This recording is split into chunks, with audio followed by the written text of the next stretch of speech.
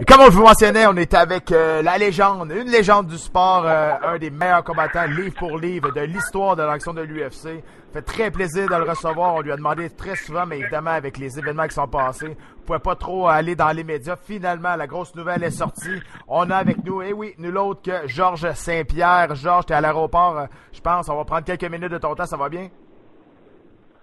Ça va très bien, merci. Eh oui, merci. Premièrement, merci à toi de faire partie de notre podcast. Écoute, ça fait longtemps qu'on a des demandes de t'avoir et finalement, t'as accepté. Je comprends qu'avec les événements, là, tu pouvais pas trop parler, mais finalement, la nouvelle est sortie. On va commencer tout de suite à parler de cette nouvelle, justement, l'association des combattants qui a été lancée la semaine dernière, ou il y a 2 semaines, avec quelques acolytes avec toi et Rebney, qui est un petit peu controversé. Le monde comprenne pas trop qu'est-ce qu'il fait là. Écoute, je veux pas trop aller dans les détails avec ça parce qu'il y a plus de détails qui vont sortir dans le futur. Mais moi, je me demandais pourquoi toi, tu as décidé de prendre les rênes de ce nouveau combat-là pour toi. On se le cachera pas. Je pense que t'es correct pour le restant de tes jours au niveau monétaire et au niveau de tes conditions de vie. Mais pourquoi toi, un gars comme toi, a décidé de mettre ton nom là-dessus et d'aller dans l'avant-plan et d'être l'image de cette nouvelle association-là? En fait, c'est à cause aussi, j'ai une position que très peu de combattants ont. J'ai pas besoin de me battre, comme tu as dit. J'aimerais bien me rebattre, mais j'ai pas besoin. J'ai pas besoin du UFC pour vivre. Je trouve que c'est quelque chose de bien se battre pour les conditions des combattants, parce que moi, avant, quand j'avais pas le pouvoir de faire ce que je fais en ce moment, j'aurais aimé qu'il y en ait d'autres qui le fassent pour moi. Mais à l'époque, l'infrastructure du sport ne le permettait pas. Alors maintenant, je le fais pour les combattants qui peuvent pas. Je parle pour ceux qui peuvent pas rien dire, en fait. Et je trouve que c'est quelque chose d'important pour se battre pour nos conditions de travail. Parce qu'on le mérite. C'est un sport qui est à haut risque. Et puis les conditions dans lesquelles les gars compétitionnent en ce moment sont inacceptables. Est-ce que la vente de l'UFC avec des nouveaux propriétaires, ça a donné plus un coup de pied dans le derrière pour faire aller de l'avant avec cette association-là, ou c'était déjà en pourparlers quand que les frères Fertitta étaient déjà, parce que je sais que depuis des années, les frères sont là, donc il y avait une espèce d'historique qui s'était bâti, mais maintenant avec les nouveaux propriétaires, c'est des grosses compagnies, plus difficile de jaser, plus difficile d'arriver à une entente, donc ça a-tu aidé vraiment pour lancer cette association-là? En fait, ça fait longtemps qu'il y a des gens qui m'approchent pour faire partie d'une association comme ça. Et j'attendais juste d'avoir une équipe d'être avec la meilleure équipe. Il y en a plusieurs qui m'ont approché. J'ai toujours été pour les combattants. J'aimais bien l'idée, mais je trouvais que si on voulait sortir fort, avant de sortir public, il faut avoir une équipe solide. Puis c'est pour ça que j'ai choisi de sortir au moment où je suis sorti en public. C'est important d'avoir une équipe qui est très solide. On a une équipe qui est très solide. Le problème aussi, c'est qu'il y a différentes associations. Puis il y en a plusieurs qui sont comme on dirait sans compétition. Mais je pense qu'on devrait s'unir au lieu d'être les uns contre les autres. Parce qu'on travaille tous pour la même chose, en fait. Ouais. Mais c'est ça, exactement, parlant de ton équipe, premièrement, j'aimerais savoir ton point de vue là-dessus, parce que il y a beaucoup de questions qui ont été pas répondues sur l'avenue. On comprend que les combattants sont ensemble, puis que le pouvoir va être probablement donné juste aux combattants, 100% du pouvoir des décisionnels. Mais un gars comme Bron Rebney qui est là, qui est un peu qui est à l'extérieur, on sait d'où ce qui vient, mais il a disparu pendant 2 ans de temps. Après ça, il revient. J'aimerais ça un peu savoir ton point de vue là-dessus. Pourquoi que lui fait partie de cette organisation-là? Oui, c'est une bonne question. Puis je comprends aussi l'inquiétude de plusieurs personnes. Bjorn, en fait, il est parti justement ça fait plus de 2 ans qu'il travaille sur ce projet-là. Et il travaille vraiment très fort sur ce projet-là. Pour nous, Bjorn est très important au point de vue de connaissances. Il y a des connaissances du milieu que personne a, et c'est très important pour nous parce que si on veut mieux comprendre ce qui se passe, on doit avoir quelqu'un de qualifié qui est compétent et qui connaît l'envers de la médaille. Quand je parle de l'envers de la médaille, je parle du point de vue du UFC. Bjorn, il était un promoteur. Quand tu es un promoteur, tu n'es pas aimé de tout le monde. C'est impossible d'être aimé de tout le monde. C'est un travail que des fois, tu dois trancher. Puis tu dois faire des gens heureux. Puis des fois, tu dois faire des gens qui sont pas heureux. Mais Bjorn a été de l'autre côté. Puis pour nous, il connaît très bien les chiffres, le système, comment ça fonctionne. Puis il y a des informations à l'interne des fois qui nous donnent qu'est-ce qui sont très, très importantes puis qu'on peut pas avoir ailleurs. Alors c'est pour ça que Bjorn est très important pour nous. Et tu parlais, exactement, je te parle de ton équipe encore une fois. Je sais pas si tu as des commentaires là-dessus parce que cette semaine, Cowboy Cerrone a semblé un peu se dissocier. Un peu, il était assis à la table avec vous autres, puis là, il a dit qu'il avait rencontré Danawa. Il a semblé un peu se dissocier de l'association, qu'il était assis là, mais il savait pas vraiment les vraies raisons. Donc, c'est un peu bizarre, là, qu'est-ce qui est sorti cette semaine, juste avant son combat, quand on lui a parlé de l'association des combattants. Oui, on savait que c'était pas arrivé, ça. Pas nécessairement avec Cowboy, mais on savait qu'il y avait des gars qui étaient peut-être un peu se faire, si je peux employer le mot, intimider un petit peu. Je suis certain que dans le fond de son cœur, Cowboy, il trouve qu'il est sous-payé, puis que ses conditions de travail sont inacceptables aussi. Mais sûrement qu'il s'est fait... il y a quelqu'un, peut-être je pense que c'est Dana White ou peut-être Harry Emanuel ou quelqu'un qui est allé le voir puis qui a essayé de faire comprendre autrement. Mais la vérité, c'est ça. Si tu regardes les faits ne mentent pas. On n'a pas nos conditions de travail sont inacceptables. On travaille sur les mêmes conditions de travail, encore même pire que dans le temps de Maurice Richard au hockey. Mm-hmm. C'est équitable. C'est pas des conditions de travail qui sont équitables. C'est seulement positif pour un côté. Puis ça, c'est pas correct. C'est des combattants qui prennent tout le risque. On n'a pas d'assurance, pas de, on peut pas, on n'a aucun, on n'est pas couvert pour nos soins après notre carrière. Puis ça, c'est inacceptable. Ceux qui vont être couverts au niveau des soins médicaux sont souvent les gros noms. Moi, quand j'ai eu mon premier ligament croisé, ma première rupture, UFC m'a aidé puis je l'apprécie beaucoup. Mais si tu prends quelqu'un qui rapporte pas beaucoup de pay-per-view au UFC, ben ça sera pas le cas. Ils vont sûrement les laisser à eux-mêmes. Donc c'est des choses qui doivent. En ce moment, c'est vraiment comme c'est l'UFC qui a le monopole qui décide si on aide quelqu'un ou pas. C'est eux qui ont tout le pouvoir. Ouais. Ça devrait pas être comme ça. Ça devrait être équitable pour tout le monde. Parce que tout le monde prend les mêmes risques quand on embarque dans l'octogone. Bon, ben, t'as tout à fait raison. Écoute, moi, je suis pour cette cause-là. Je sais pas encore c'est quoi le plan vraiment d'attaque, comment que vous et le monde qui vont rejoindre ça va arriver. Mais c'est sûr que pour les conditions de travail, je connais pas un des combattants qui est dans ce sport-là qui aimerait bien avoir des conditions de travail. La nouvelle, à un moment donné, il y a une nouvelle qui a tombé, Georges, que t'étais très près d'avoir signé une entente avec les frères Fertitta, puis l'entente était sur la table, il manquait juste quelques signatures. Et lorsque la vente est arrivée, les nouveaux dirigeants WMG et les autres ont décidé de repousser cette entente-là et de dire que cette entente-là était off the table, donc ne marchait plus. Si le deal avait été conclu à ce moment-là, est-ce que tu aurais continué quand même avec l'avancement de l'association? Oui, j'aurais continué pareil. Et même si je me rebats, premièrement, ça se peut que je me rebatte. Ça veut pas dire que je vais plus jamais me rebattre. Mm-hmm. Ça se peut que je me batte avec l'UFC, peut-être que je vais me battre avec une autre organisation. Ça change rien. On peut pas m'acheter. Moi, j'ai des idées et puis on va pas pouvoir me taire. C'est quelque chose qui est très important pour moi. C'est comme le problème avec les drogues dans le sport pour augmenter les performances. C'est un problème, puis que je compétitionne ou pas, ben ça reste que le problème est là. Et qu'est-ce que je veux dire, c'est ça, c'est que toi tu vas par principe. C'est au niveau humain, ouais, c'est par principe. Moi je suis un gars de principe. Même s'ils me payent l'argent que je veux, puis qu'ils me doivent, puis que j'ai les conditions que je mérite.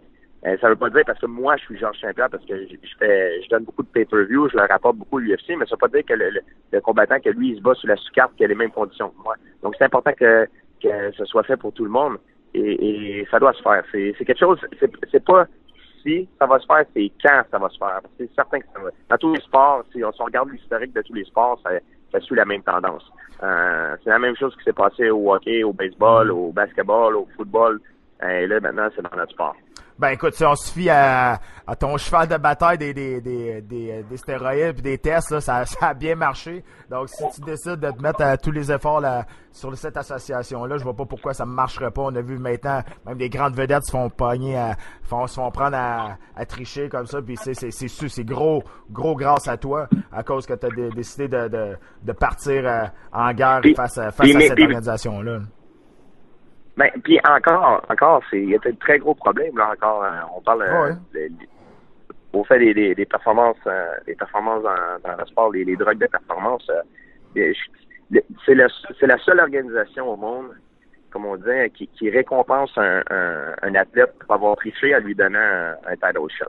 On voit pas ça nulle part. Il y a des gens qui ont fait des recherches, là. Je dis pas non, mais il y a des athlètes qui ont triché, puis alors, ils se font réduire leur sentence. Et en revenant, ben, ils se font donner un title shot. C'est inacceptable. C'est souvent ça, c'est parce que c'est l'UFC qui a le pouvoir de faire ce qu'ils veulent, quand ils veulent, avec qui ils veulent. Puis, il doit y avoir un système qui est mis en place, qui est fait équitablement pour tout le monde. Hein, pas juste pour eux, pour qu'il est fait pour tout le monde. Ouais, je comprends. T'as fait raison. Puis tu sais, maintenant, quand c'est pas un secret pour personne. Les contrats qu'on signe dans l'organisation de l'UFC, c'est quasiment à sens unique. Là. Il y a pas grand chose pour protéger les combattants sur ce contrat-là. Donc, écoute, la cause est noble. Écoute, je pense que tout le monde est d'accord pour avoir des meilleures conditions de travail. Puis on va voir ce qui va arriver. C'est sûr que ça va être une bagarre de quand même assez longtemps. Ça arrivera pas du jour au lendemain, mais s'il y a du monde motivé en arrière de ça, ben je vois pas pourquoi ça marcherait pas comme tu mentionnais. Ils veulent se faire comparer à tous les meilleurs sports au monde. Tous les meilleurs sports, ben ils ont des chiffres qui prouvent qu'il y a un partage des revenus équitable. Donc c'est évident que le futur est là, sinon le sport va disparaître. Là. Exactement, mais en fait, on est avec le UFC en ce moment parce que l'UFC est tellement a le monopole. Les autres organisations sont un petit peu, si tu regardes les chiffres, c'est un petit peu insignifiant. Mais là, j'ai eu des appels téléphoniques aussi de certains boxeurs qui peuvent faire la même chose en boxe et tout. Mais pour le moment, c'est avec le UFC. Peut-être qu'un jour, ça va. Faut que ça soit. On veut vraiment que ça devienne global là. Et, ce qu'on fait en ce moment, c'est qu'on est en train de ramasser le plus de personnes possible pour puis après on va voir ça va être quoi la suite des choses. Écoute, tu parlais des pay-per-view, ramener de l'argent. Celui qui ramène le plus d'argent présentement, eh bien, c'est Conor McGregor. C'est la plus grosse star présentement dans l'histoire de l'UFC. Moi, j'aimerais te parler de l'UFC 196. Parce que toi, t'es allé t'asseoir sur le bord de l'octogone avec ton gérant Rudolph. Et tu fais pas ça souvent. Oui. Tu fais pas ça souvent. Et beaucoup de monde se posait des questions. Pourquoi tu es là? Pour qu'est-ce que tu fais? Et souvent, il y a beaucoup de monde qui sont revenus avec ça. Puis on pensait qu'en devenant une victoire de Conor McGregor, parce que le combat était à 170 livres, il aurait pris le micro, il t'aurait lancé un défi. Évidemment, Diaz a gâché le party ce soir-là, il a battu Conor.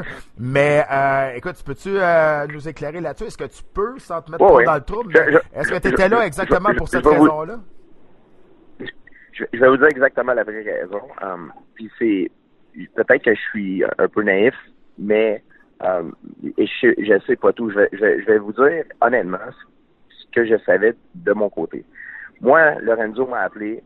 Lorenzo, dans le temps, c'était lui qui était encore le patron de l'UFC. Il m'avait appelé. Il m'a dit si tu peux venir à Las Vegas, parce qu'on va parler pour renégocier ton contrat.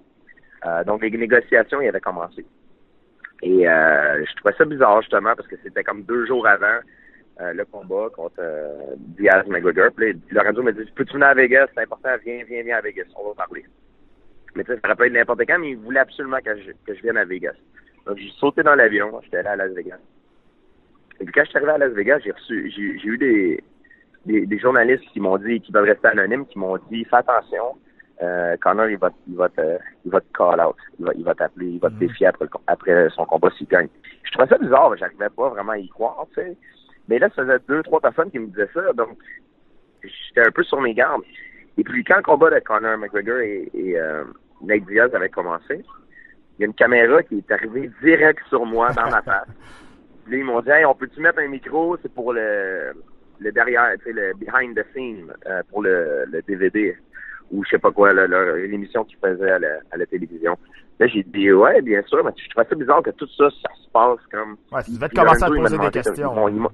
Ouais, exactement. Puis Lorenzo a fait en sorte que je m'assoie directement à côté de la cage. Normalement, normalement, je suis pas vraiment assis à la même place où j'étais assis. Ouais. En fait, c'est ça. Donc, je trouvais tout ça un petit peu bizarre. Puis, je trouvais ça un petit peu bizarre. Excuse-moi, il y a du monde qui me demande des photos en même temps, Pas de trouble. dans l'aéroport. Je trouvais ça un petit peu bizarre. Et puis, c'est ça, quand le combat a commencé, les caméras sont arrivées, tout ça. Et j'ai comme fait merde. C'est peut-être vrai, en fin de compte. Ouais. Puis, après le combat, ben c'est ça, Conor a perdu le combat. Et il y a du monde qui ont parlé de ça à Dana White et tout ça. Et puis, Dana White, Lorenzo ont dénié que c'était ça leur plan d'action. Et ils disaient que non, c'était pas supposé être ça. Plusieurs personnes ont dénié aussi le fait que... Mais toi, tu t'es rendu là puis t'en avais avais aucune idée, là, que c'est peut-être ça qui allait arriver. Moi, j'avais aucune idée. Okay. Non, moi, j'avais absolument aucune idée. J'avais aucune idée parce que moi, j'étais là pour parler à Lorenzo, puis il y a du monde en arrivant qui m'ont dit ça. J'ai fait, et puis après ça, j'ai trouvé ça bizarre, tu sais, que tout ça arrive. Je me suis senti un peu pris, comment dire, au dépourvu. J'ai dit, oh, wow, ok, tu sais, on n'a même pas commencé à parler pour les chiffres, les négociations, puis ils veulent me mettre comme sur le spotlight. Tu comprends ce que je veux dire? Ouais. Comme ça, je peux reculer. Comme, tu sais, c'est, oui, tu veux, c'est me lancer un défi. Je dis oui, puis après ça, c'est comme trop tard. Fait que je trouvais ça brillant de leur part. Mais d'un autre côté, j'étais surpris aussi. Donc, tu sais, faut se méfier. Des fois, dans cette business-là, là, des fois, tu sais pas ce qui arrive. Hein? Donc, faut toujours être sur nos gardes. Parlant du spotlight, écoute, t'es à l'aéroport, là, c'est sûr qu'il y a plein de monde qui demande des autographes. T'es une star ici, vraiment, mais c'est quoi la vie maintenant de Georges Saint-Pierre? Parce que là, évidemment, tu compétitionnes plus, tu t'entraînes toujours. Ceux qui te suivent sur les réseaux sociaux, on sait que tu t'entraînes toujours, mais t'es souvent parti à gauche et à droite. Tu connais beaucoup de monde. On a vu la dernière photo avec Didier Drogba qui s'y a donné un soulier de Chelsea qui avait joué avec. C'est quand même assez impressionnant, ça. Mais tu sais, c'est quoi maintenant aujourd'hui la vie de Georges Saint-Pierre? T'es toujours en voyage, t'es à gauche, à droite. T'es un businessman aussi, t'es un entrepreneur. Donc, c'est quoi maintenant là, la vie de Georges? En fait, jusqu'à tout récemment, j'avais espoir de me battre à Toronto. Il y a quelques semaines, ça fait quelques semaines que j'ai arrêté. Ça fait comme trois semaines que j'ai arrêté vraiment. Puis je m'entraînais comme si je me battais à Toronto. En fait, je faisais sparring puis tout ça. Puis j'avais espoir de me battre à Toronto. Les discussions ont mal tourné, malheureusement. Le problème, c'est que les filles disent que j'étais un gros risque. Il voulait faire Michael Bisping à Toronto pour le championnat du monde des 185. Okay. Donc, j'aurais monté le poids. Et en fait, c'est ça la discussion. Puis, c'est ça, ce qui est arrivé, c'est que moi, je m'entraînais, puis eux, ce qu'ils disent, leur argument, c'est qu'ils disaient que j'étais un très gros risque. Je suis un très gros risque. Donc, c'est pour ça, ils disaient que you're a big risk. We're gonna have to reintroduce you to all the fans. Il va falloir qu'on te réintroduise à tous les fans. Donc, nous, mon agent, au Canada, le dernier, le dernier rapport qu'ils ont envoyé, donc la réponse qu'ils ont envoyée, on dit si Georges c'est un gros risque, c'est parfait, on va réduire sa bourse fixe, mais on va augmenter son pourcentage en fait de la gate. Et c'est revenu avec les pay-per-view. Donc, et son winning bonus. Donc, si c'est un gros risque, donc il va prendre le risque avec vous. Puis lui, ils sont jamais revenus avec la réponse. Donc ça a été notre dernière discussion. C'est mon agent il a envoyé une contre-offre. Puis là, ils sont jamais revenus. Donc c'est pour ça, moi, je m'entraînais. Je gardais espoir, tu sais, parce que j'avais vu qu'il y a des gens qui étaient blessés puis tout ça. Mais malheureusement, ça s'est jamais concrétisé. Bon, ben, écoute, on pense. Mais en ce moment, tu me parles, tu me demandes ma vie en ce moment. En ce moment, là, je m'entraîne beaucoup. Je suis avec Tarek Safadine vendredi dernier. Tarek, beaucoup de monde était passé à Toronto, donc je m'entraîne avec Tarek Safadine. Il combat bientôt. Je me garde en forme. C'est sûr que là, je vais slacker un petit peu là, sur l'intensité parce que ça sert à rien de s'entraîner à full train à longueur d'année, sinon on peut se blesser. Donc je me garde toujours en forme, puis si jamais il y a quelque chose qui se passe, ben je suis prêt, tu sais. Une dernière. Je suis débarqué du programme USADA, donc s'il y a un combat avec l'UFC, moi. Il faut que je recommence je pense le USADA, les tests. Parce que je suis débarqué, ça donnait rien, là. Des fois, ils venaient me chercher au gym, tu sais, j'avais pas de combat, donc je me suis dit, tu sais quoi, là, ça sert à rien de me faire déranger à chaque fois pour rien. Des fois, ça prend beaucoup de temps. Écoute, je te laisse aller dans vraiment pas longtemps. Il me reste une seule question pour toi, Georges. Ton dernier combat remonte à l'UFC 177. C'était le 16 novembre 2013. Ça fait plus de 3 ans. T'es parti avec 12 victoires consécutives, 19 victoires à l'UFC. Le meilleur champion des poids mi-moins de l'histoire de l'UFC. Je pense que tu me vois venir un petit peu. T'es parti au top. La question, c'est pourquoi? Pourquoi tu veux revenir à la compétition? Qu'est-ce que tu as prouvé encore? C'est vrai, pourquoi je veux revenir, mais en fait, c'est pourquoi je reviendrai pas. La question, c'est comme ça que je vois ça. Le pourquoi, c'est que tout ce que j'ai fait dans la vie, toutes les choses que je regrette dans la vie, c'est des choses que je n'ai pas fait. Je sais pas si tu comprends ce que je veux dire.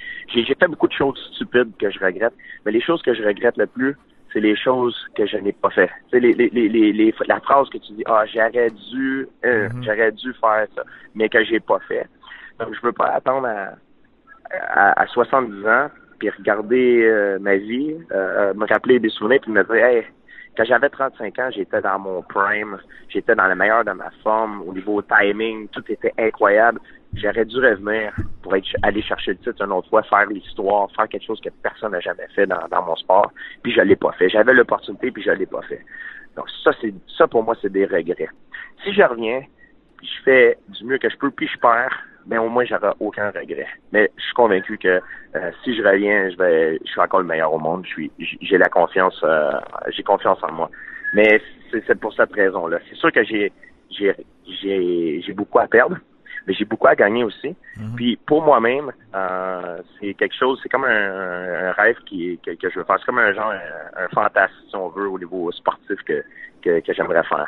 Puis je veux pas non plus faire un retour quand je vais avoir 40 ans, parce que là, je suis dans le top de ma forme. Mm-hmm. Donc, ça doit arriver bientôt, ou sinon, je vais passer le window, là, puis il va être trop tard, puis ça, je veux pas faire ça. Ben, écoute, je pense, de toute façon, la décision t'appartient, tu vas vivre avec, je pense que t'es serein avec ça aussi. Avant d'être un combattant, moi, j'étais un fan de ce sport-là, puis c'est sûr, en tant que fan, on aimerait bien ça revoir un des meilleurs combattants de toute l'histoire. Écoute, t'as été un modèle pour plusieurs d'entre nous, puis si tu reviens, c'est sûr que tu vas avoir une grosse masse en arrière de toi, on va t'encourager. Je te remercie beaucoup, je te souhaite un bon vol, Georges, puis écoute, j'espère qu'on va s'en reparler un petit peu plus tard, mais je te souhaite bonne chance avec l'association de comment que ça va se dérouler dans le futur. Merci beaucoup, Patrick, puis attention à toi. Yes, merci, Georges. Bye.